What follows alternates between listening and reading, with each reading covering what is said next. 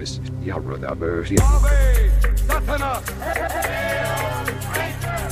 Hail Satan! Hail Satan!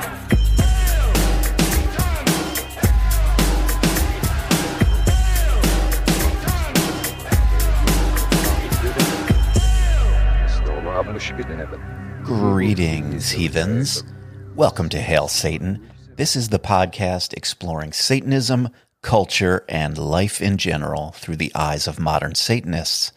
My name is Joseph Rose. I'm a member of an amazing independent congregation called Satanic Delco, and we welcome members from anywhere in the world. If you want to learn a little more about that, visit satanicdelco.com. I also should note that I am shortly removed from having my gallbladder removed. As I'm sitting here right now, I've got a plastic tube coming out of my abdomen, and I am in tremendous pain. But I'm going to try to get through this like a professional. Today, we're going to dig into what's been happening in Satanism lately. And when you look toward the satanic community at large, there are two things you will always see: the Satanic Temple and drama. But first, let's welcome some cool Satanists from all over the earth who have joined us recently on Patreon. We've got Marcus, Coco, Briscoe, John, Rolo, Shane, Robert, Wasted Ammo, Salia, Bruno, Nomi, Satan's Frog, Raven, Sam, and Mikhail. Thank you guys very much. If you haven't already, go jump into the Facebook and Discord and mix it up with everyone over there. If you all have a moment, please visit the website at hailsatanpodcast.com. You'll find links to join me on social media, a form to send me an email, and a link to join up with us all on Patreon. We have a few different tiers for you to choose from with various benefits, including the amazing Greetings from Hell Satanic Postcard of the Month Club. That is the most direct way you can support me and this show. If you'd like to do that, visit hailsatanpodcast.com. All right. Before I get into all of the details of today's episode, I'd like to take a minute to add some context or explain my motivations for some things. There are episodes that I do on here that I do because they're fun. When I sit here stoned and listen to an album with Jerry, that's just good, easy fun. It's pretty stress-free, and I'm passionate about sharing music with people anyway. There are other episodes that are hard work, but they feel important to me and are personally rewarding, so it's worth it. Those are things like the Outsider Satanism episodes. And then there are episodes that I do because it feels like I should. It might not be the most fun, I might not have the personal connection, but it feels like a story that should be told. And when I discuss those topics with Satanic Delco or whoever it might be, often enough, I explain that I need to do those episodes because it's my job, because I'm a journalist. And when I say I'm a journalist, it's often delivered half jokingly or in a sort of self-deprecating way. There's something about that word.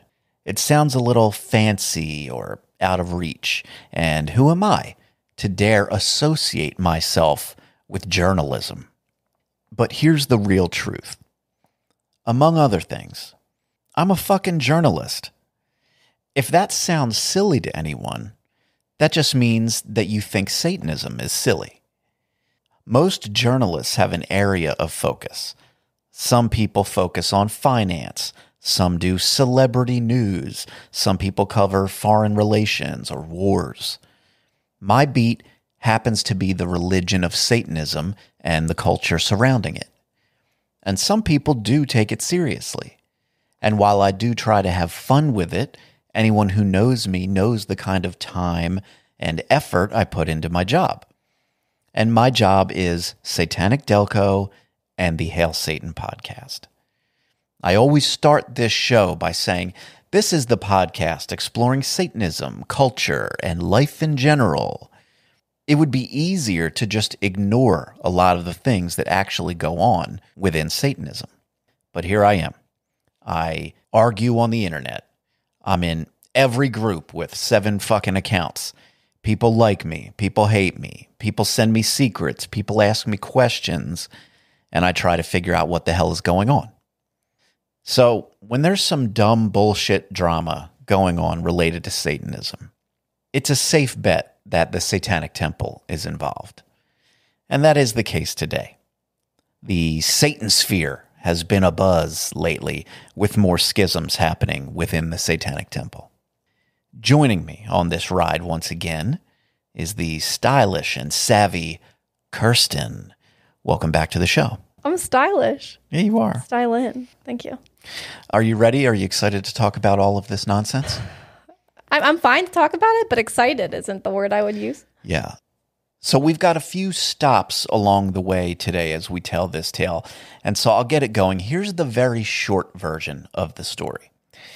Some guy named David Silverman came to the Satanic Temple in Salem and took a picture with Lucien Greaves in front of their wacky breastless version of Baphomet statue. A whole bunch of TST members saw this photo and became instantly triggered into silly outrage mode because they have opinions about the man in this photo. Some of their little butts were harmed really badly in this, so they've denounced and separated from the Satanic Temple, sometimes in very public ways. That's the short version. Now, we'll get into sorting through the more nuanced version. First up, there's a guy named Stephen Long.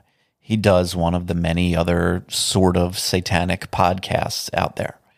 He's one of the Satanic Temple's loyal ministers, and he has a nice, mutually beneficial relationship with Lucien Greaves. When Lucien has something he wants to promote or has some damage control to do, he knows that he can go on Stephen's show and be guaranteed a platform to say whatever he wants without the risk of any pushback or debate. And of course, Stephen is happy to have him because Lucien is the biggest name in Satanism today. He's the guy that Fox News has on. He's going to drive more downloads and attention than anyone else would for Stephen. So they had a chat about this whole issue. I have some clips from that conversation, primarily from Lucien, that we will play and respond to in the spirit of fair use. If you want to hear Stephen's much longer edit of it, please do so on his podcast. I've edited down several clips that walk us through this part of the story. Should we just get into the clips? Yeah. All right. In this first clip, we've got Lucien Greaves. He gives some background on David Silverman and their relationship. I'll start with the background that some people might not know. That goes back to, I think, 2015 or 2016. David Silverman was the head of American Atheists. And at that time, it seemed like everybody loved him. He was the first person really to bring us out into the open, the Satanic Temple. He invited me to speak at the American Atheist Conference, which was something I appreciated because a lot of people at that conference didn't understand who we were. We weren't well known yet. And there were people who were angry, openly angry, that I was speaking at this conference. And so I appreciated him for inviting me, and I met him. He was very nice, very accommodating, very polite. But we didn't develop what I would call a real friendship. We never talked to each other on a personal level. We never kept up with each other. That was really the extent of my involvement with him. All right. So when this whole thing began, the photo comes out and everybody is giving their opinions or reactions to it. There were your people that were immediately outraged. But then there was the defense of that, which was Lucien can't know who every total stranger off the street is.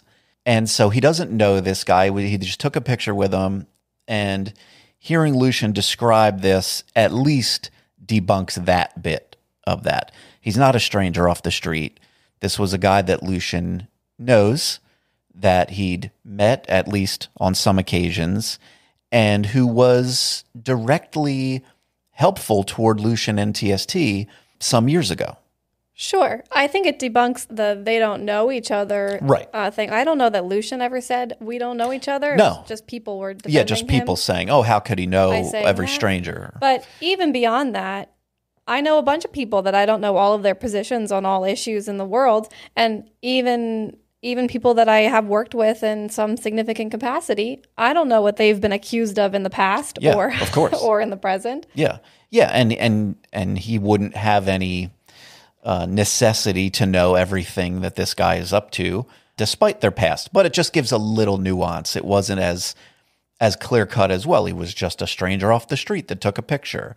And he continues in this next clip, expanding a bit more on David Silverman and the origins of this recent controversy. I knew he had gotten booted from American Atheists. He didn't just quit. He didn't retire. He was kicked out. And there was controversy surrounding that, but my understanding of it is that it was sexual impropriety in the way of, and I know somebody's bound to try to correct me here, and they could be right, because I just didn't follow the story. I wasn't interested enough. My understanding of it was he was banging somebody that he also placed on the board, which opened up the question of whether this was some kind of grossly inappropriate quid pro quo, or maybe he just really liked some people that he thought were competent. And I see now people are saying that there's credible allegations of sexual abuse or whatever. And I don't really know. I'm just telling you what my perspective was and what I thought I knew about this guy. So, all this time passes and he hasn't been head of American Atheists. And as far as I know, he has no real influence. He's not holding a post anywhere or whatever. But last week or the week before, he came to Salem and he stopped in the Satanic Temple, was working in the office. I came down, I said hi to him. He wanted to get a picture with me. Him and his wife were there. And I said, of course, everybody gets pictures with me when they're there and I'm there. And so he did. And I introduced him to the people working there, told them this is a guy who really brought us out in the open, that whole preamble. And he left. We shook hands, seemed great. Then, like 3 days later, there's all this uproar because David Silverman is considered to be grossly transphobic now. And, me getting a picture with him was deemed an endorsement of whatever points of views he's propagating right now. And it was impossible for me to take it that seriously from the outset, coming as it did, mostly from people I think who know better, that everybody gets pictures with me. How many people, at least in our community, have posted pictures of me at headquarters with them, with the Baphomet? I can't think of a time where I've been out in public and somebody's asked me for a picture that I've said no. It's just a risk I take, and I expect at this point people would just understand. Yeah, that's something that happens. So, I mean, the vast majority of people don't have this kind of problem at all. So I would think that if we're looking at the difference in circumstances between me and anybody else, it would be understood that the risk I run is being in pictures with people I might not agree with and not know it. So that picture was taken and people started really complaining and demanding to know what was going on. And all I could do was tell people, look, the place is open to the public. People come in, people get pictures with me. That's what it is. I don't know what his point of view is. And I frankly don't really care. I'm not going to go through his social media, figure it out. I don't feel like I'm abusively diminishing anybody to say that I don't think he's really consequential enough for me to do that. All right. He gives a good bit of detail there on the relationship with Silverman and how this whole thing got started. What do you think? I like that last line about not thinking that he's really consequential enough to matter, basically, because when all this happened, I saw a bunch of people online calling David Silverman a well-known transphobe. Most of the comments I had seen online had no fucking idea who David Silverman was at all. I had no idea who this was. He wasn't a well-known transphobe unless you were looking for unless you're maybe looking at trans issues regularly. If you have a list that you're keeping up to date with suspected transphobes, right, that might be the only way you'd know that this guy was a known transphobe. Right. And I like If you're a trans person or you're heavily involved in dialogue and politics and keeping up with that stuff about trans rights, then maybe you will know. But most people, even people who are very supportive of trans people and trans rights and all of those things, most people are not sitting down to research who all of these people are all the time. So I don't know what a well-known transphobe, but it's not the general internet. Yeah, and there's that aspect of him, but then there's also the very public atheist version of him. Like some of us might be aware of Silverman because of that, but yet still, I had no idea who he was. Right, and Lucien said it sounded like the first complaints people had about this photo was that Silverman was a alleged sexual... Yeah, he had some sort of sexual misconduct allegations. And the way that Lucien just phrased it made it seem like that was the first thing that he had heard about him, but it wasn't the first thing I heard, so I heard that after I heard all the transphobe comments. Yeah, I think in this case, like if people didn't already like Silverman, maybe it was either of those issues, but this whole thing kicking off was all about the being a transphobe, at least is the allegation. Yeah. That's the one I was hearing about. But all right, this one is a clip of Lucien explaining his perspective a bit and discrediting the demands of the TST community. My story about David Silverman, I'm not going to lie to you and say I could always see there was something wrong with this guy, or there's something deranged about him. I always knew it, or I'm not going to retroactively interpret things to say like, yeah, now that I think about it, I really should have thought differently about the way he put his hand on my shoulder or any of that kind of bullshit. Like, if you want my personal story about David Silverman, all I can say is I didn't know this was a problematic character. He seemed like a nice guy to me, and that's the end of my knowledge. And I refuse to make myself somebody who pours through social media posts, goes and figures out what the whole controversy is about this guy who I said I don't think has any real influence over people at this point. Yeah, it's not like I can't give credit to Lucien when it's due. I mean, he sounds perfectly reasonable in this instance, I think. Right, I think so too. I also don't really have much to say about that. I totally agree with him. Yeah, again, a guy came, all right, he knew the guy in a casual way. They took a picture. Now people are mad. How is this Lucien's fault?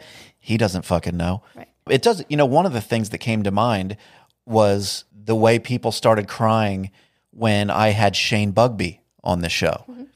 I had Shane on and we talked, and whatever you think of Shane or his checkered past, if you want to call it that, I don't know everything about Shane Bugbee. I didn't know Shane Bugbee. That was basically my first real conversation with him was on the show. And I had any number of people coming after me on the internet talking about I shouldn't be platforming him. I don't know, looking for me to do something about it as though a crime had been committed. Right. And I don't want to get too ahead of the episode here because even with that few words you just said, I have 100 comments. So I'm sure we might get to some of those things later. But yeah, that concept of like being vaguely associated with a person or talking to a person as being problematic in and of itself, I have a real problem with. So same. All right. This next one is Lucien touching on what gets a person labeled transphobic. People are immediately coming to me and saying that I'm transphobic if I don't do this. So, I mean, for all I know, Dave Silverman was caught in a picture with somebody else, and now he's transphobic, and now it's just rubbing off on everybody else. So Lucien is speculating about what it is that even gets David Silverman labeled as transphobic. And as we sit here today, I don't know the answer to that. I don't know what he has ever said or done that has caused people to label him transphobic. Is he transphobic? I have literally no idea.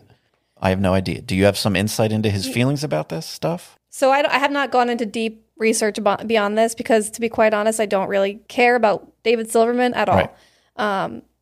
And I'm not going to go start following David Silverman. There's no risk of me doing that. So I don't feel the need to go look up if David Silverman is or isn't actually transphobic. Right. But I believe that after he left or was fired from American Atheists, he went to work for some gay rights activist group that is not trans inclusive. Oh. So I believe that's where it came from, although I can't remember the name of that group. But that's what I'm getting from some commentary I've seen online. Right. Now, to what Lucien just said, I am sure that at this point, and at the point he said this, Lucien does know why people believe he is transphobic. But I don't think that that makes Lucien's point any less valid. If people start calling people transphobic, you don't really know what that means these days. And since Lucien is at this very point being called transphobic for having taken a photo of, with a person. Right. They're labeling him transphobic for doing that, which objectively has nothing to do with being transphobic. I mean, that's just not what being transphobic is. Yeah. And I'm sure that we'll get to this later, but there are many people now that will say, well, I wasn't angry at the photo. I was angry at Lucien's response afterwards. Sure. And Lucien's response afterwards is transphobic or something like that. Right. This is a good one. This is Lucien comparing David Silverman to Ted Bundy while he compares himself to Ted Bundy's girlfriend. This one was really fascinating to me. Lucien compares himself to Ted Bundy's girlfriend. Ted Bundy had a girlfriend, and a long-term one. She might have been his wife at the time he went to prison and was put to death. And I think people want to believe that any outside life somebody has from their odious behavior must all just be a ploy to cover up for that, and that there's no reality to the family man there or whatever. I think the reality is much more sad and much more disturbing in that many things can be true about somebody at the same time. And I think somebody like him had something seriously wrong with him, and he probably wished that part of him was the only part of him, and not the compulsion to go out and kill and things like that.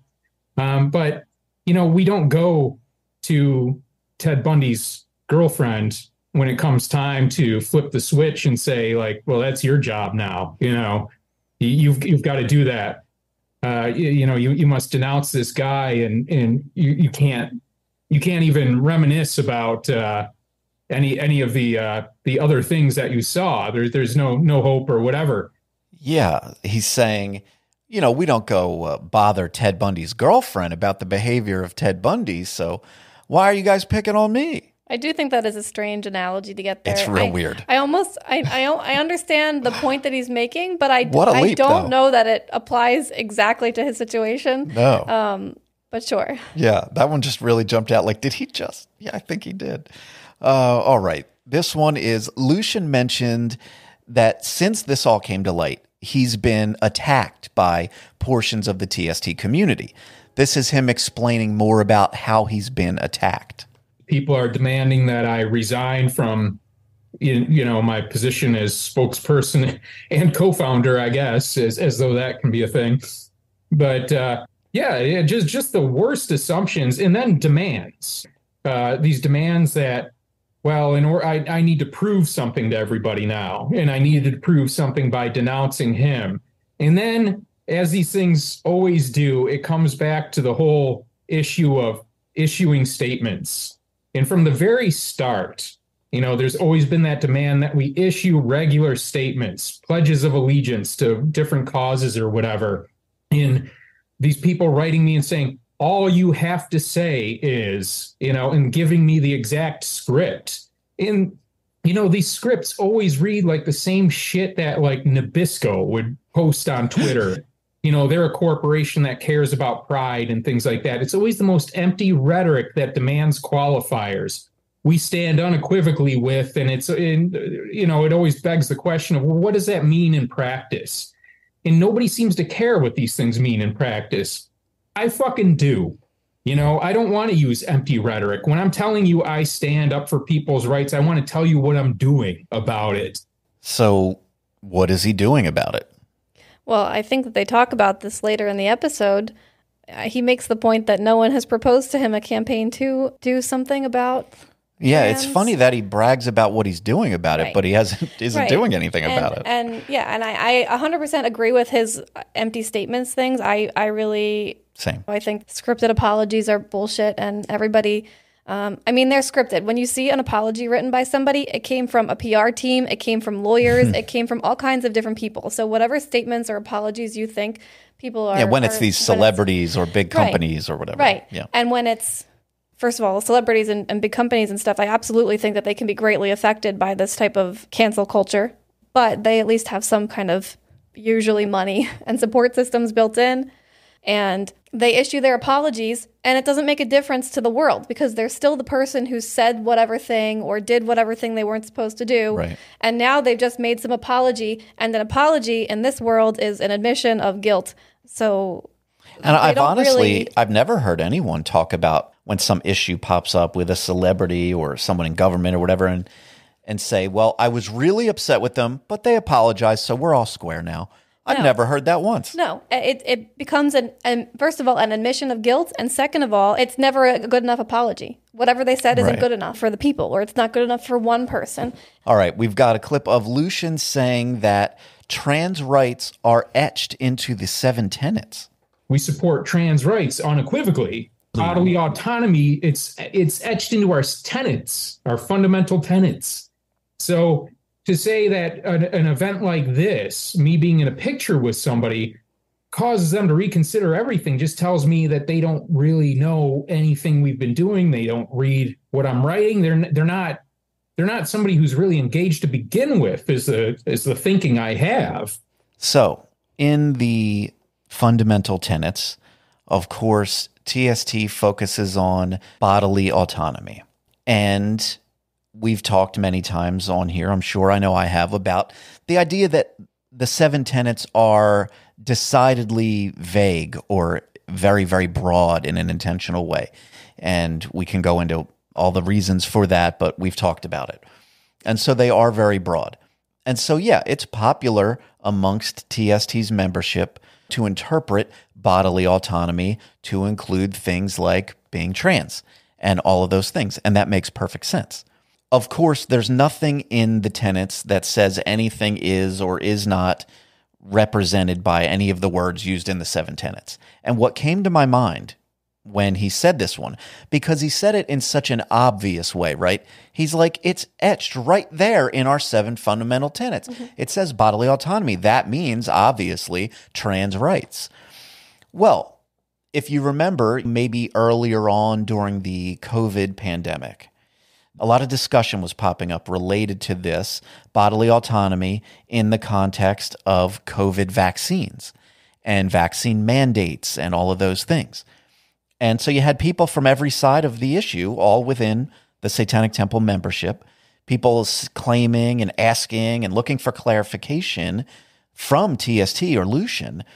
Does bodily autonomy ensure that we don't need to be forced into these mandated vaccines? Because that would make sense, right? Your body, your choice. You don't want to be forced with a medication into your body. That's your autonomy, and they would honor that. But no, Lucien came out and actually said, no, you need to get a vaccine. Your fucking bodily autonomy ends with this vaccine. You need to get it. So we should be left not assuming anything about what TST or Lucien means by bodily autonomy. Yeah. When they don't do really anything to expand on any of those tenets. Yeah. And you know why that, I don't know what the exact language he used was, and I'll just to put it out there, you paraphrased before somebody online is like, well, that's not what he said. It's an obvious paraphrase. Yeah, that's not a direct quote, guys. I don't remember the quote, but he said it. I remember when it happened, first of all, because I and many others on the internet and in our local Satanic Delco community thought that was not really an honest interpretation of the tenets. Yeah. And that's not my opinion on vaccines. Like, I got vaccines. I think that there's benefit to vaccines or whatever, if I have to say that entire spiel. But right. But it's stupid that I have to say that, because all I said was, I don't think that forced vaccines is part of bodily autonomy. Similar to this, like, I guess, who's transphobic discussion, like, there's a lot more nuance to any of these conversations than people allow for when they're having these conversations, right? Because I think people, I won't say everybody's smart, but most people aren't completely unaware that nuance exists. But when they get into these conversations, they think that it's like it's impossible to consider every nuance, and so we have to talk in these binary ways because it's the only way we can have a conversation. Now, to some extent, I can understand why it is impossible to answer to address every nuance in every single situation, but you have to acknowledge that it exists instead of just saying you're transphobic because you took a photo with somebody who also might be transphobic. Yeah. Yeah, transphobic does seem to have become just the default name that somebody gets called whenever they do anything, basically, that's out of line. Like, if you don't agree, you're basically going to be called transphobic. Like, even in the example that Lucien gave, like, well, he was in a photo with someone who maybe was transphobic, so now he's transphobic. And, you know, it's just what... Right. There's really nothing there. Yeah. Let's assume he says, guys, I am transphobic. David Silverman, I am the most transphobic guy. Mm-hmm. That still doesn't make Lucien transphobic for being in a picture with him. Right. Especially, and Lucien didn't share that photo either. No. Silverman took the photo, posted it on his Twitter, and said, "Good to see you again, Lucien." Yeah, that was it. Yeah. All right. Similarly to the Ted Bundy example, this is Lucien again explaining how he's been victimized, but this time he's comparing himself to someone being taken advantage of by the police. This is amazing. I think of a scenario in which somebody has drugs planted on them by the police. And you say they've found an 8-ball of cocaine on your passenger seat in your car. And you say, no fucking way. That's not mine. In fact, we have video footage of a cop dumping it there. And then they say, well, listen, man, all you have to do is apologize to the community you harm, the community that's harmed by the evils of drug usage. And you say, well, I've got nothing to do with that because I wasn't dealing drugs. I didn't have this 8-ball of cocaine on me. You dumped it there. You go to court, you tell the judge, look, it was planted on me. And the judge says, look, dude, we really got to talk about your attitude here. Like, we're beyond that now. Now we're just wondering why it is, you won't say that you're 100% on board with the DARE program or whatever.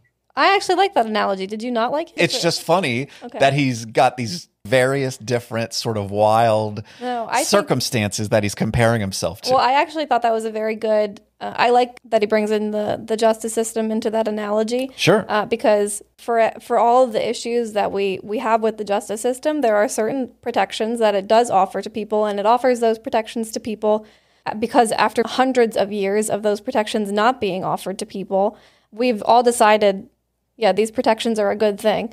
And, one thing that we do in the penal system is as a form of restorative justice, I suppose, maybe is a better word than punishment, but is that we ask people to go do community service or things like that. And in this case, community service could be like, can you just apologize for your cocaine? Or can you just apologize for the photo? And it's like, well, it wasn't his fault, so he actually doesn't owe the community any service. Right. Yeah, he didn't do anything wrong. So what is the punishment for? All right. This one is a clip of Steven also commenting on the TST community that he calls toxic and how they use, quote, minority ventriloquism to speak for larger portions of the population. There's another thing that I want to point out here, which is a practice that really bothers me. And I call it minority ventriloquism. And it is when people speak on behalf of the gay community, the queer community. And a lot of the language that was being used during this kerfuffle was the queer community within TST does not feel safe because of this. The queer community sees this as a slap in the face. The queer community are questioning whether you, Lucien Greaves, see us as equal. I am queer and I am not threatened by this. There are a lot of trans people in TST, specifically trans people who are also not threatened by this. I know because I've heard from them. Oh, I have too. And I've heard from a number of people. And believe me, not all of them by far are in the camp where they're demanding my resignation. I actually got messages from people who were saddened in leaving TST because of the way the community responded, because they thought it was bizarre. It was unkind, and it was not a community they wanted to associate with. Which, frankly, I relate with. I mean, if I were looking in on this community from the outside right now, if I were looking at the most vocal parts of it, this looks so embarrassing and so toxic. If I were not part of TST already, I would be like, I'm never getting involved with this, because this is not a community that is living up to its standards. This is not a community living up to its professed values, and I don't want to be part of that. A damning condemnation of the Right. TST community from Stephen. And I mean, he's not wrong. Yeah, I agree with Stephen on this one. I agree with the community's reaction was toxic. And I said this a little bit earlier. I don't know if we specifically mentioned Lucian's Patreon essay that he wrote in response to the backlash. Right. And I don't know if you have any comments about that. Not later. really, but just super quickly for you guys, this started, this photo was posted, the back and forth began, and Lucien was sort of forced into responding to it, and he wrote a little piece on his Patreon. Yes. And that is so what a lot of people are upset about, because a lot of people saw the photo and they were like, okay, he didn't do anything wrong, and they were defending him or whatever, or maybe they weren't talking about it at all. And then he wrote this essay in response to the people that were sort of demanding that he, denounce David Silverman. And he basically said, that's not my place to do it. And I don't think that it's not my place to denounce this guy. I don't know this guy. I don't know anything about him. And also, I didn't do anything wrong. And he wrote this piece to say that. And then a bunch of people were like very mad at Lucien for that, because he did not acknowledge the harm that was done by this photo. Right. And that original response of his, the Patreon post, and this podcast that he did, really, they both are just sort of longer ways of saying, fuck off. I don't need to obey whatever bullshit demands you've invented. I haven't even done anything wrong. yeah, silly analogies aside, I actually really appreciated both the essay that he wrote and this podcast, because when you're being accused of a thing being transphobic in Lucian's case, it's easy to be very defensive of yourself, and when you are defensive of yourself, it's easy to become angry and hostile or seeming as well, even though you might have a right to those feelings. Sure. And when people see that anger or hostility, then that's more evidence of your guilt, right? So I think that Lucian's essay and this podcast, while people still feel upset by them and think that they are evidence of a lack of understanding of harm done and a refusal to admit harm or whatever, I think they were both very level-headed. I know sometimes in the comments on Lucian's essay, and maybe potentially on Twitter. I don't go on Twitter. I know sometimes he gets a little bit aggressive there. But He'll fight and argue with anybody. Yeah, but the essay that he wrote and then on this podcast, I thought they were level-headed and very articulate, and they explained themselves very well and why I think, and they think, that the community response was inappropriate. And it was very refreshing for me to see a person who was in that position being attacked for whatever thing and be able to explain why the other person's reaction was inappropriate in such a level-headed, mostly level-headed way at that time. Because most of the time, people are going to be angry, and when you see angry, that people don't like angry. Now there are people mad at the response because it's like further solidifying the point that Lucien is transphobic because he refuses to denounce this guy for taking this photo. Right. Which again has nothing to do with being transphobic. Yeah. It's wild because, look, nobody wants to be labeled as transphobic. Certainly someone who isn't transphobic. And I love the idea of you getting canceled for defending Lucien Greaves. Yeah. Look, guys, when I think Lucien is fucked up or TST is doing something dumb or whatever, I will talk about it. But look, if the two sides of this are Lucien's side and the side of the outrage mob, then the outrage mob are the losers. They're wrong. They're ridiculous. They're being silly and unreasonable. And I think what allowed Lucien to be able to have these feelings and allowed Stephen to be able to have these feelings and express these feelings comfortably this time around is that they aren't new opinions for either of them, really. They're opinions that they've both said in various places before. And indeed, other TST leaders and influencers have said in various places before. But people weren't really paying attention. And so now they're suddenly paying attention, and the new people are paying attention. Yeah, and the audience is... I know I've mentioned it in probably a good handful of episodes, I'm sure, that there does seem to be a real disconnect at times between TST, whatever that means, fundamentally the organization, the leaders, even if you relegate that to just the sort of the top level, the executive ministry and whatever, a disconnect between them and large portions of the community that they try to attract. They attract, for a number of reasons, these type of people, the outrage culture type of people. And it's bound to cause continual conflict. And it has. This isn't the first one. I mean, there's been any number of schisms over the years, going back to TST using Mark Randazza as their attorney. Right. That was one that caused schisms and caused groups to leave and caused people to call Lucien hateful and blah, blah, blah. And so really, it's all the same bullshit around and around we go. Right. So they're used to it. Like, it's just not that neither of them expressed new opinions, but I think new people paid attention this time. Yes. Yeah, I think so. All right, we've got Lucien describing the TST community as an angry mob who only understand hashtags. It does have all the components of an angry mob attack. When you're demanding that somebody use a verbatim script, you're demanding a specific behavior from them, you're demanding full adherence. That's one element of it. But another element of that collectivization is just this always pretending you're speaking for somebody else. You were calling it this ventriloquism, where it immediately became apparent that, in the midst of my defensive tweets, that my rationale, my reasoning, the explanation for these circumstances was never to be considered sufficient or even considered at all, because the idea was that I had harmed this community. And so if I was engaging with somebody directly,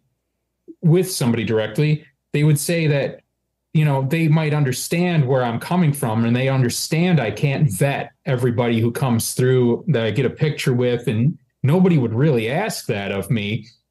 But what am I going to do to make this right with the community I harmed?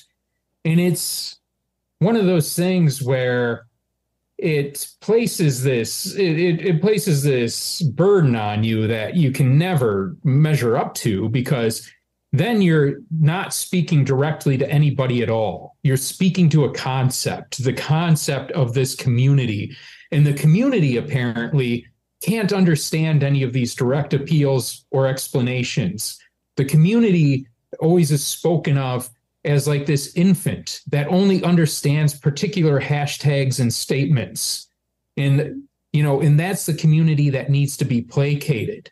You're not speaking to any individuals at all. There's just this notion. And I think that's a dangerous idea as well. When you talk about any community, any group of a bunch of people, of course, there's going to be diversity within that community. Not everyone is going to have the same thoughts about everything, of course. It really sounds to me like Lucien doesn't like the Satanic Temple community. That doesn't mean everyone. That doesn't mean he hates every member of TST. I'm not being ridiculous. But I think there are very significant portions of the TST community, its membership, that fit into this thing that he's describing. Right. And so we talked about, you started to say this earlier, right? For some reason, TST appeals to these people. Yeah. And the reason it appeals to these people is because the actual activism pieces of TST, the things that they can point to as having done, the tangible movements that TST has begun, their abortion clinic, some of their lawsuits, they are overwhelmingly for what are generally liberal things, even free speech. People are constantly talking about it like it's a right-wing talking point. I don't think that it is. It shouldn't be. It shouldn't be. I think that it's apolitical in its philosophy of free speech.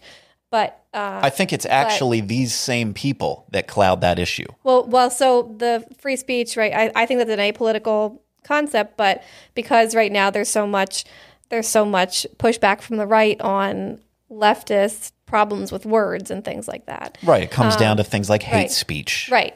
That's why people think that it's a right-wing talking point. Yeah. Alternatively, the right now is trying to, the conservative community of the world is trying to keep books out of schools. Yeah. It's not something that only the right is fighting for right now.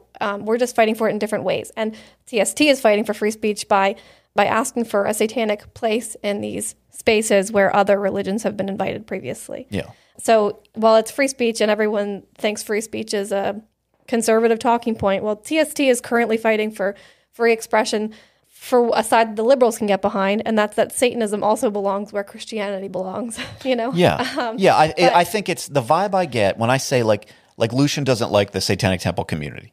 It is these same people, the people that would be described as the angry mob that are coming to cancel Lucien for this. Those are the same people that you might imagine would be likely to say words or violence. Yeah. Things like that. You know, there are characteristics. Or photos with people you don't know are violence. Right. And the community is harmed. Right. I don't really think of myself as a strongly political person, but I align with a lot of liberal positions, and I'm a millennial female, and I think cancel culture is bullshit. Anybody in the world who doesn't think cancel culture is bullshit, I want them to feel upset that we're saying it's bullshit. I want their butts to be hurt by that. Well, I know that some people are. I know, like, when I first came on the podcast, the first time I said the words cancel culture on the podcast, and I said it, I was trying to search for a different word because I think that people hear buzzwords like that and they decide, oh, well, I can't listen to this bitch. Right. And, you know, it's the appropriate word. And I also, cancel cultures may be a little more specific. I like outrage culture. That one's fun to me. Outrage cultures, yeah. But they're closely related. Yeah. All right. This next one is less related to the whole Silverman bullshit, but it did stand out to me. And, you know, if we accept that, for me, we accept that against various other people. And I shudder to think if some of these people who've sent me messages about wrongfully being kicked out of congregations really were. Now, is he just now questioning this I know. for the first time? Yeah. Because that's what it sounded like to me. He says he's gotten all these messages over time of people getting wrongly dismissed from congregations, which we know for a fact happens on a somewhat regular basis. We've had any number of people join our group and just talk with us otherwise outside of our group that have been very clearly wrongfully kicked out of congregations by fucked up TST leadership. Now, his comment here makes it clear that he's gotten messages about this many times, and he's just now wondering if there's any validity to it. And I understand like Lucien's position here, right? First of all, it's not Lucien's job to investigate every whatever nonsense that happens. Sure. And when, people do come to Satanic Delco a lot, and because they had problems with their congregations, and maybe they've been, whatever. I am not going to have any opinion on it unless I see proof about any given thing. If you say I got kicked out of Philadelphia because XYZ thing happened, I might have an assumption or whatever, but I'm not going to start repeating that or have any opinion about it really that I can like justify unless I see proof of something. And I think that it'll sound like a familiar story, but that's about it. And sometimes people are going to complain because they got kicked out of TST. I'm mentioning Philadelphia just because they're right here for us. I'm not singling them out, but St. Louis, wherever. So if you got kicked out and you come complaining to us, I'm going to take your word for it, but I'll also take it with a grain of salt. I'm not going to treat you any differently than I would treat any other person who just joined Satanic Delco, because maybe you did deserve to get kicked out, but I don't know that. I have no idea who you are. You just came. I just met you. Right. So I can't have an opinion. I'm not listening to rumors unless there's proof. Yeah, and that is obviously the way it should go. But and God damn, so many self-proclaimed Satanists refuse to do it that way. Let me also say that I think proof requires context.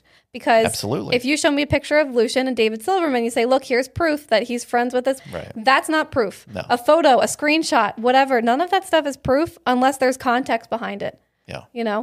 All right. And the last one for these clips, here's Lucien bragging about how much TST gets done while taking the opportunity to throw some shade at the Church of Satan for no reason.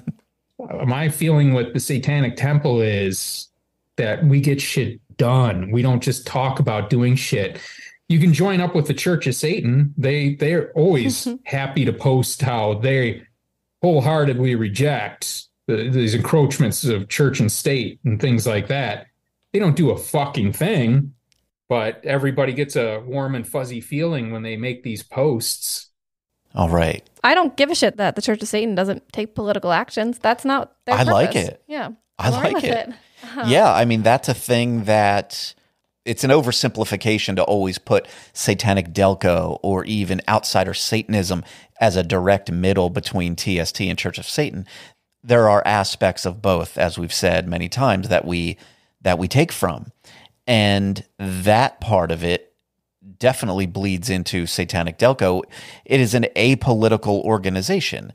Satanic Delco or outsider Satanism as a philosophy doesn't adhere to any political ideology.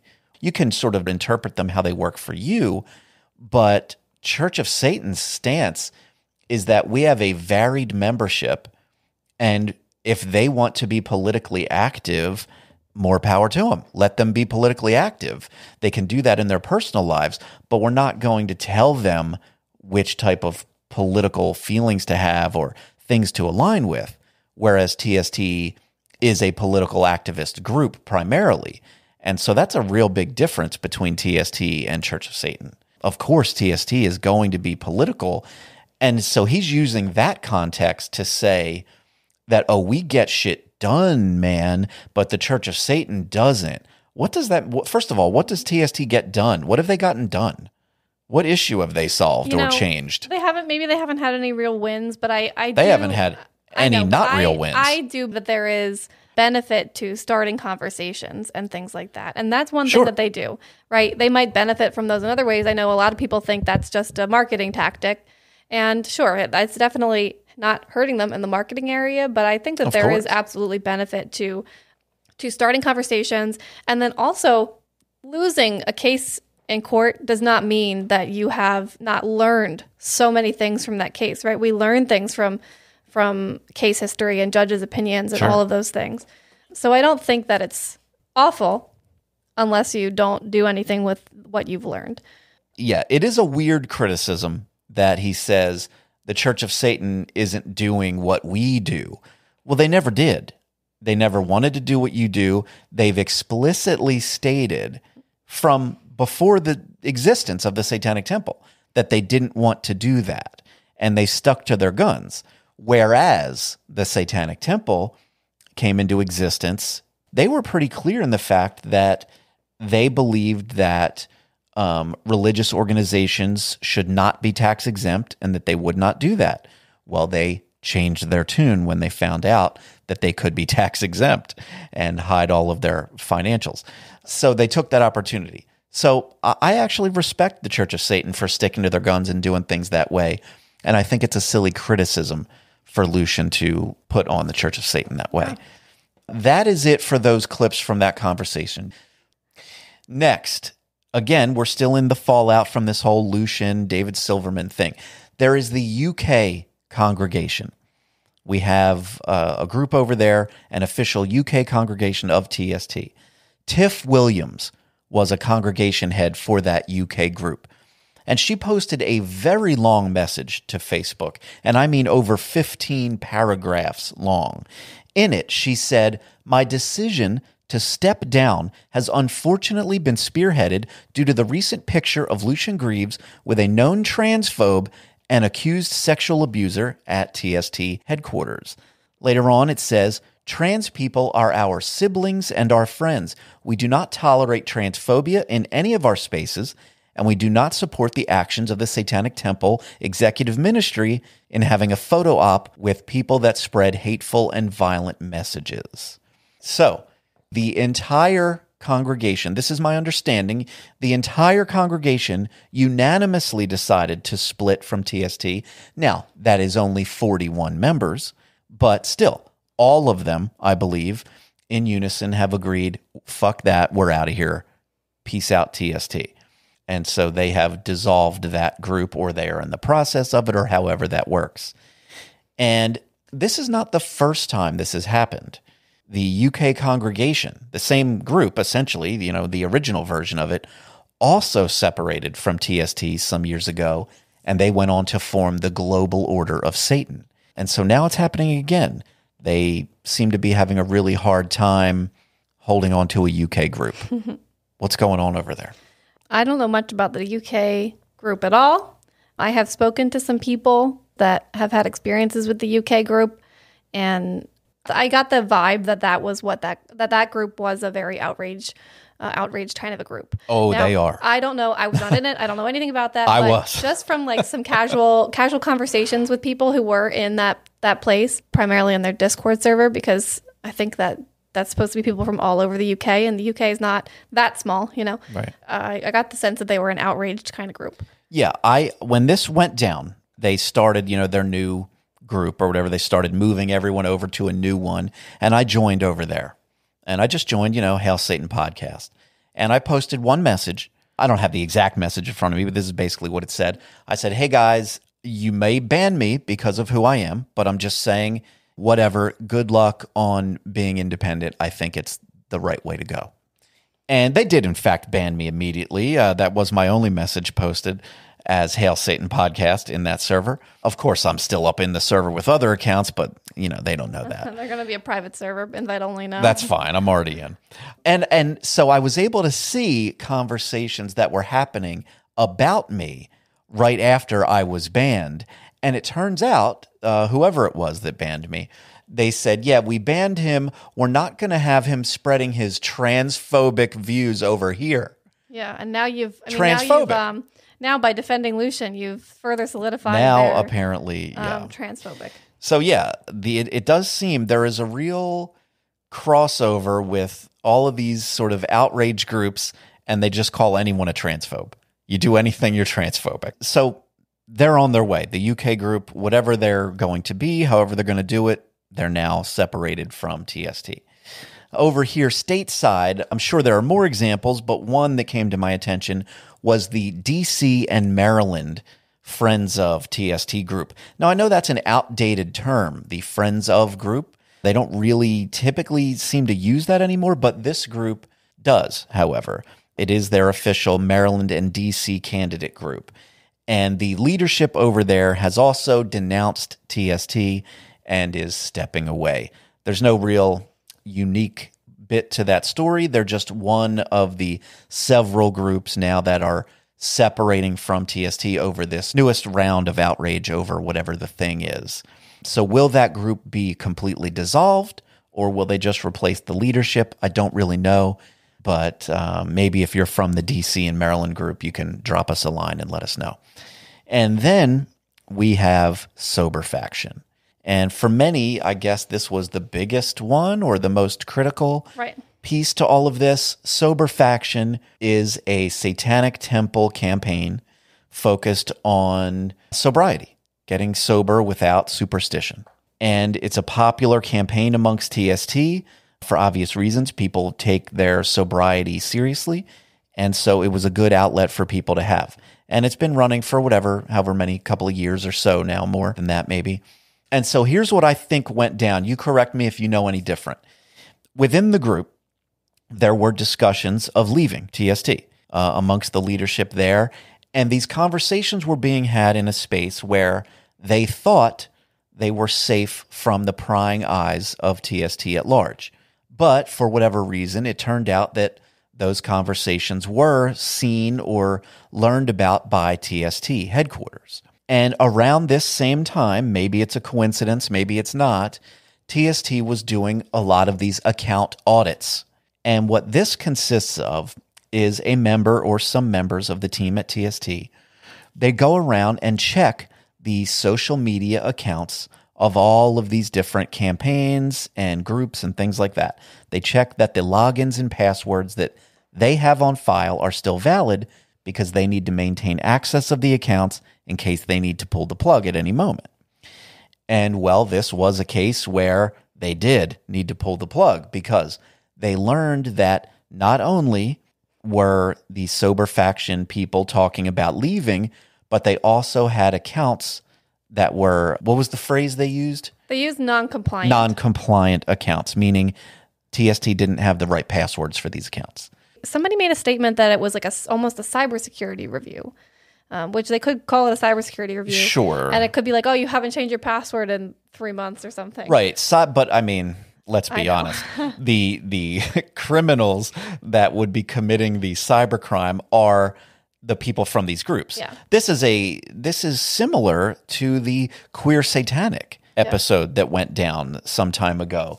But the shortest version is, they switched up account passwords and tried to go rogue with an account or whatever. And so there's a level of similarity here, although I don't think it all played out in just the same way. And so where we've sort of landed with the sober faction is that they have separated from TST, meaning the individuals have separated. But sort of confusingly, sober faction remains part of the Satanic Temple. So everybody that joined and participated with sober faction up until now has been experiencing the work of certain individuals and a group built upon these individuals. Those individuals are gone, but the brand of sober faction remains. Yeah. So if you loved sober faction, you still have sober faction, but it's all different humans. Yes. And if you really liked the humans, they have a new thing. And what is that called? It's called Recovery Without Superstition right now, RAWS. And I think that's a temporary name until they can find something else. Okay. Because somebody said RAWS, and they went, we're working on it. Right. Yeah, so it is confusing. If you like those people and the work that they did, they're out there somewhere, but they're not part of TST anymore. So, but the brand is still under TST. First, I want to sort of add an additional comment to what you said about it being the work of these people. There have been conflicting stories, and I do not know, and I don't think that you know either, which one is true about the origins of sober faction. Right. There's, multiple groups are saying it started in their congregation and then TST absorbed it in and blah, blah, blah, blah, blah. What is true is that the current leadership of sober faction, who undoubtedly did a lot of work for it, so it is their work, product at this point, they left TST, they took the social media accounts and they changed their name, and I think that a lot of membership of sober faction probably is going on with them because, like I mentioned and alluded to earlier, I think for a lot of sober faction folks, TST to them has just been sober faction. Right, that was their primary Right, so they might not entrance. have as much of a connection to TST. However, I don't know, I was not in sober faction. I do not know if there are people that are still staying around trying to revamp it. But another story is that there was a person, at least one person, who had done a lot of the original work towards creating this recovery space within TST that worked on a lot of the rituals and things that they were working on. And when the project was brought on to be part of TST, that they were kind of left out of it. And Right. I'm not placing the blame on anybody there. Don't read into that. I think that when things like that happen, it's like mergers of a company. People get fucked sometimes. Yeah, I've heard every version of this. So just to clarify what Joseph said about it being their work, there's probably hundreds of people over the years have worked on making sober faction be what it is. Or at least give like credit. 10. Yeah, I mean, maybe. But there's been hundreds of people, surely, who have been part of that community. Yes. And maybe some of those people left and went to be with Raws. But I'd imagine also it's very possible that there are people who don't really think that the Raws group, that don't agree with that denouncement of Lucien Greaves and their leaving of TST. Yeah. And so I will say, if you don't like that kind of behavior, you don't need to go join Raws to support it. I am certain that in the near future, somebody is going to be working to make TST sober faction be. TST has said, they put out a statement basically saying, we're going to get new people to run it. Just sit tight. Right. It'll be right back. And there's a lot of things. I think that I have some criticisms of TST, but I think that I try and be pretty neutral and fair a lot of the times. Of course, some people think that any criticism is unfair and from a bad place, but I don't. Right. I think that I'm pretty neutral. You're arguing in bad faith. Yeah. Don't you know? I thought you were about to tell me you're too close to the microphone. No. The way you breathed in, which I probably am. Sorry, audience. So if you don't align with that position of Raws, that feels so weird to call them Raws, but if I will never say that. Then I would wait around a little bit because for any criticisms that I have about TST, I do think that their sober faction, as it has previously existed, has been incredibly helpful and beneficial to a lot of people. If you are looking for a community of either secular or satanic recovery, that's that option. Yeah. We don't really have in Satanic Delco, we don't really have a regular meeting or anything for that, but we definitely have a lot of people who are in recovery and work in recovery and are willing to talk about that stuff sometimes. Yeah, we have dedicated channel for it and things like that. So that one's bummer for a good amount of people, I think. And it does, man, it leaves such an extra mess because, like you say, you have all the people who liked sober faction or were benefiting from it or needed it, any of those things, and that's important. And so now there's a split, and so a split for that population of people is already a little bit of a problem. And then you add on to it, now there's this other layer of, well, I don't agree with them for the reasons that they split, and so I'm on this team or that team. It's just, man, a shit show. And finally, Satan Street Coffee. Oh, yeah. You guys may remember Satan Street Coffee. They posted a message online saying, "We have closed permanently out of support for our sober family. TST kicked out sober faction leadership. This is important to us. Thank you for your business and support." And that's that for Satan Street Coffee. They came and went. And there's countless examples of this. You know, there's members, other groups, all kind of thing. The fallout will continue, I'm sure, as the discussion continues. More and more people will learn about it. I'm sure some people will learn about it from this episode. Yeah. There you go. Yeah. This brings us to some sort of a conclusion. And the conclusion that seems like the most obvious is that, shocker, TST is a tremendous shit show. Yeah. I have had many thoughts over this over the past couple of weeks, and they're not all new thoughts. I think the one is that there has been sort of a seeming discrepancies between the beliefs of an overwhelming part of the community and TST's leadership and TST influencers. And that seems to have come to a head here. Lucien was talking about the demands for him to apologize, the demands for him to see the error in his ways and correct it. Mm-hmm. And he did not, right? He wrote an essay called Angry Mob Activism or something like that, posted it on his Patreon, which is free, by the way, for anybody who wants to also go get outraged on it. You can read these essays for free. And Lucien posts a lot of things on there that you don't see get posted on, in TST spaces. You don't see, TST doesn't have a book that includes those things. Right. But Lucien is saying them. And people just weren't paying attention up till a certain point. And because of that, people are posting these long 15-paragraph essays on social media and on, wherever they can get their audience. They're explaining why they think that Lucien and TST have done them wrong by not apologizing, by not caving to their demands. Yeah. And like Lucien actually said, I think that I don't know what the words he used, but Lucien said similar things, that it's kind of He called them monstrous. Yeah, monstrous is the word. Yeah. And I think that it's not always inhumane, but it can be inhumane. One thing that I think it absolutely is entitled, because part of creating a community, especially when you're trying to create a community that has some form of shared values, right? We talk about this all the time, that TST is sort of, in some ways, has this mass appeal and is trying to get as many people as possible. But the goal of a lot of communities, of any community, is to say we have some form of shared values. And TST's shared values are pretty broad. But Lucien expands on them on his Patreon a little bit sometimes. And if you find yourself in that community and you realize that this organization or this community that you join doesn't actually share your values, I think that it is totally reasonable for you to go leave and go create your own community. Or just find one that fits better. Or find one that fits you.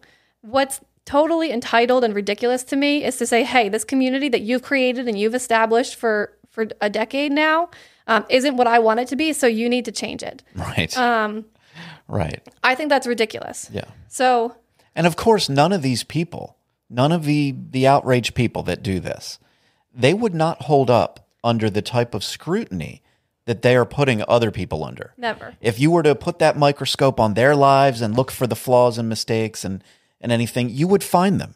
You would find them all over the fucking place. Yeah. And these people are ridiculous. Yeah, and I say this a lot too about this is about politics. Like, there are some people online that you would think if they smelled a conservative person at the grocery store, they would start hyperventilating. Right. Based on the way they behave online. Yeah. But I'll tell you, conservative people are, they live across the street from you, and you pass them at the grocery store and you work with them and you talk to them every day, and maybe you're not talking about politics, but they're there.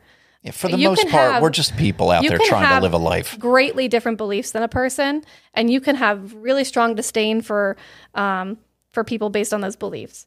But if the second you hear one tiny little opinion from somebody that disagrees with you, that's a major problem for you. Like if me saying I think that Lucien didn't do anything wrong is like a cancelable You're transphobic. offense. Yeah. Then I think that you need to go touch grass, Really? So that's my first comment, right? That is a part of building a community.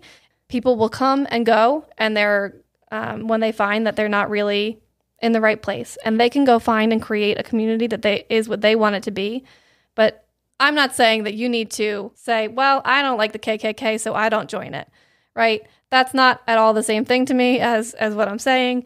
If a community is out there like murdering people. Yeah, right? but also, guys, are you out there actively dismantling the KKK? Right, exactly. Look, what are you doing? So if you're not doing it, you're a fucking racist. Yeah.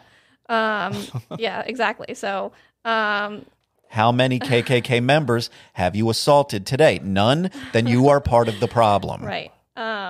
So I think that's fair. And I think that if you or your organization, because I know that people are TST folks hate listen to this.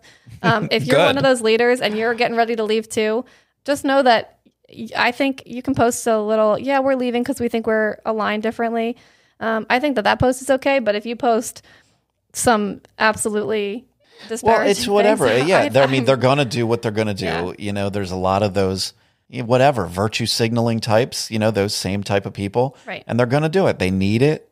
They want it. They love it. It's just what it is. Now, my other comment is in a bunch of ways. I see a lot of hypocrisy. One area I see it is Lucien and Stephen just did this whole podcast about how they think this is monstrous behavior and they would never treat a person like that.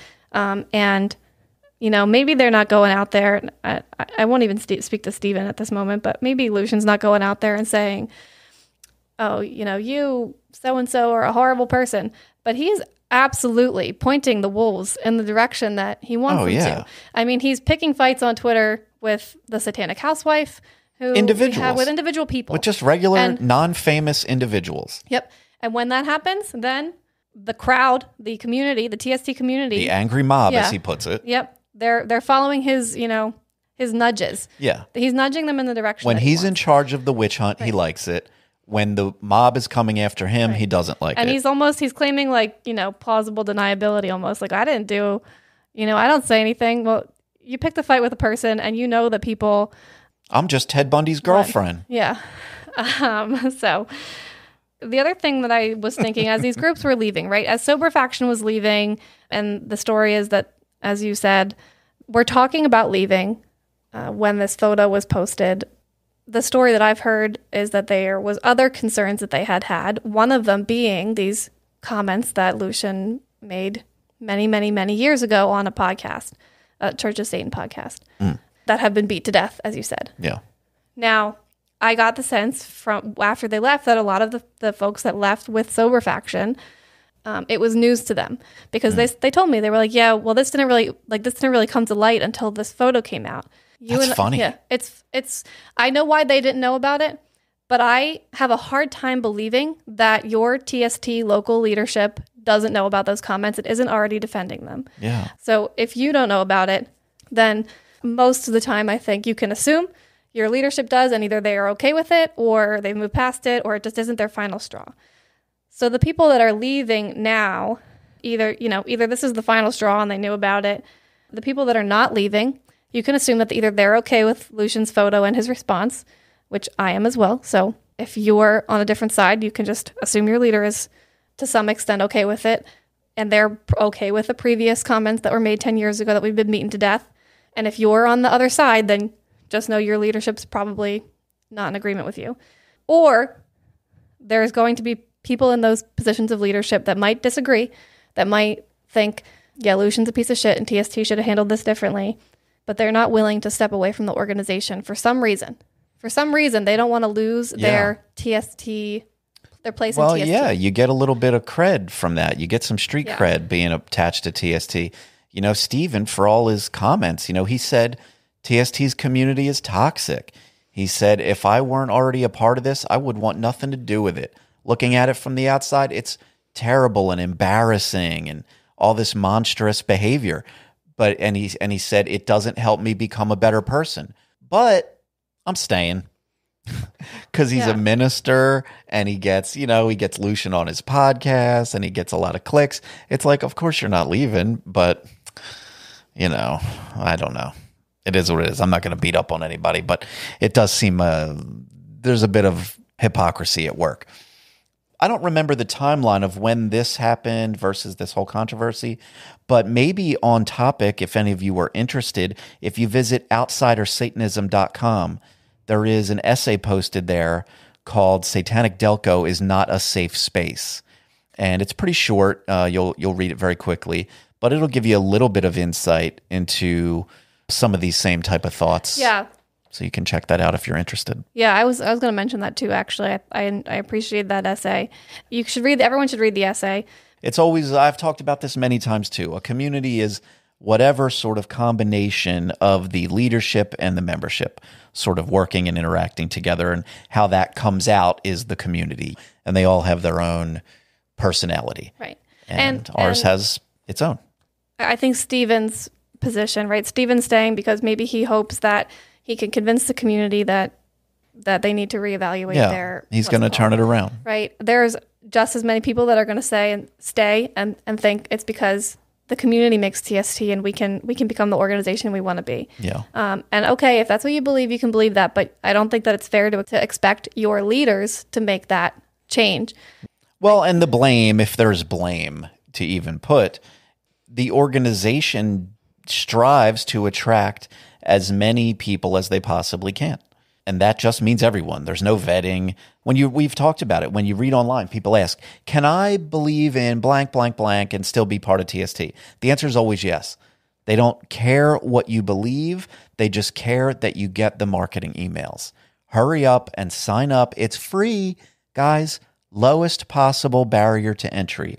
Give us your email, please. And now you're a member of our religious organization.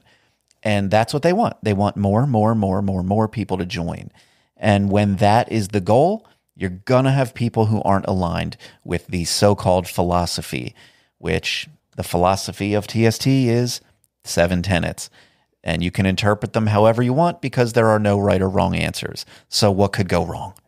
If there's one overarching lesson to be learned from this most recent upheaval, it is that outrage culture is ridiculous.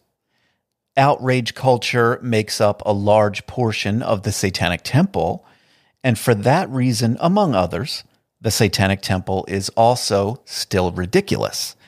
I'd like to thank Kirsten very much for joining me and helping me once again with this episode. If you've got a moment out there, please visit the website at hailsatanpodcast.com. I'd like you to stay safe out there, and hail Satan.